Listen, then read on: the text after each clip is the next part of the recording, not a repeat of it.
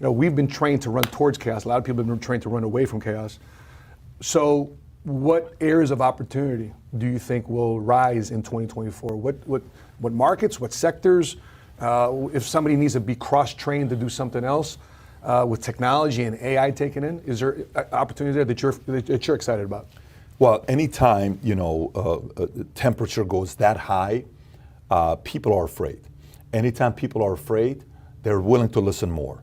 Anytime people are arrogant and cocky, they're not willing to listen. When you call a mortgage broker who just made $180,000 last month, he's like, yeah, man, I got 10 minutes. What you got? But when you talk to that same mortgage broker that made $12,000 last month, it's like, hey, yeah, man, I'm sorry. Am I on time? I just came 5 minutes on. Okay, so hey, what do we got? I hear you guys are, hey, how come you're listening now? You weren't listening 18 months ago. Mm-hmm. What happened there? Now you're listening. So the market's going to have a lot of people that are listening, which means show ratio of people wanting to meet with you is higher. Availability ratio, people saying, yes, I'm willing to meet, is higher. Typically, you have to follow up with a person 7 times, so you make an appointment with them. You're probably going to have to follow up 2 or 3 times. These are all good things for somebody that's in the sales business. You're going to be able to get ahead of it. If you're in the real estate and the mortgage business, I'm telling you what I hope happens, because it's not good for the climate. I hope rates stay at 7 or 8% throughout the entire time in 2024. Yeah. Do I think that's going to happen? I don't know. Why? Because I think as it gets closer to August, after RNC and DNC, I think DNC is going to be in Chicago August 16. I think RNC is in July.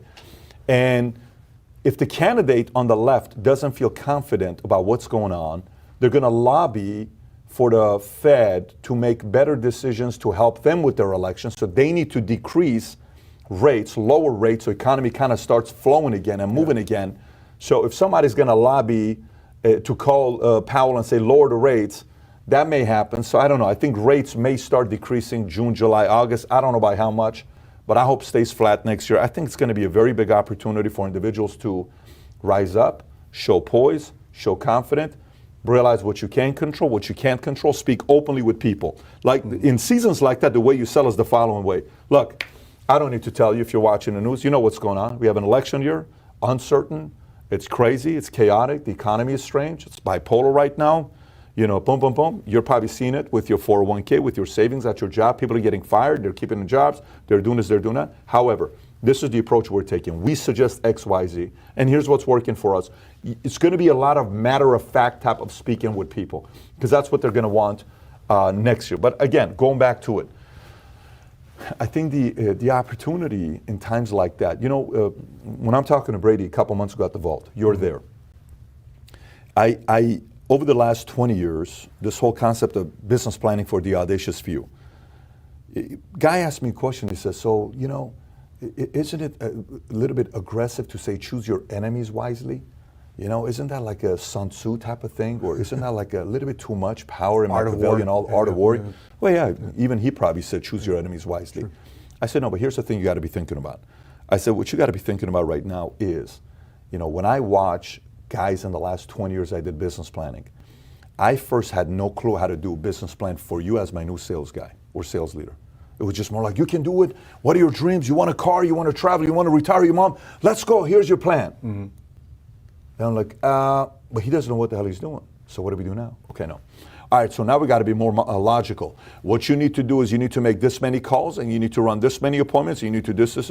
Then we got a little too logical. Emotions was bored, so okay. So what do I do? Well, we need emotion and logic. Okay, great. But emotional logic in what area? Then it's like, no, new building blocks. Then you need 12 building blocks. 6 emotion, 6 logic. Interesting. Then based on that, I started seeing who moved better. I'm like, man, this guy has no clue what he's doing.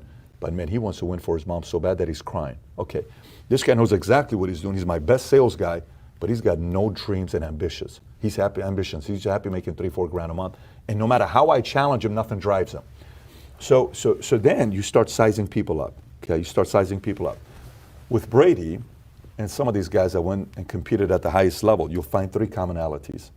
These are guys that experienced unconditional love one time in their lives, okay? Where for you, it's your mom. Mm-hmm. You can't do anything wrong in your mom's eyes. Nothing, right? You get arrested, you come to your mom's gonna be like, you okay? Everything good? Everything good? You're like, how could somebody love me this much that I just screwed up? Yeah. And you still love me? Yeah. Wow, yeah. Right? We need to experience that. Only one time is all you need.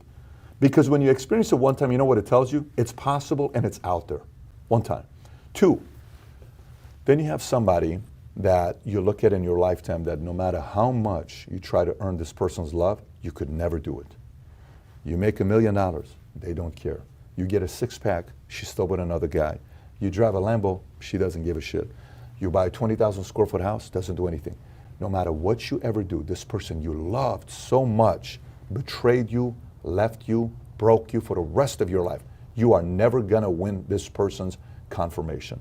So you have unconditional love, unconditional, unbelievable pain. Then you have the last one, is when you end up choosing the right person or enemy that drives you. Most people, that last element, Matt, they don't choose the right one. Like I remember one time you and I can recite 5 of your enemies. I won't do it on the camera, but I can recite 5 of your enemies. I remember one time we're talking on the phone, the first 90 days you were with us. Yeah. And it's me, you, and Sheena. This name would keep coming up, keep coming up, coming up, coming up. I'm like, perfect. That's an enemy. And then another person was in your life that was making your life very difficult, another enemy. And then there was another person that really did something to Sheena, another enemy. And then I sat there and I talked to you guys about it. I think you remember this call that we had together where I'm like, guys, here's what you have to realize. Totally get it. He made this much money. Here's what you got to do. That person's doing this. Go light it up so you don't have to worry about it. This person's doing that. Here, and I saw, and I'm looking at you. I'm looking at your eyes, and I'm looking at her eyes. I'm like, these guys are going to get whatever they want. Why? Because you guys have the right enemies.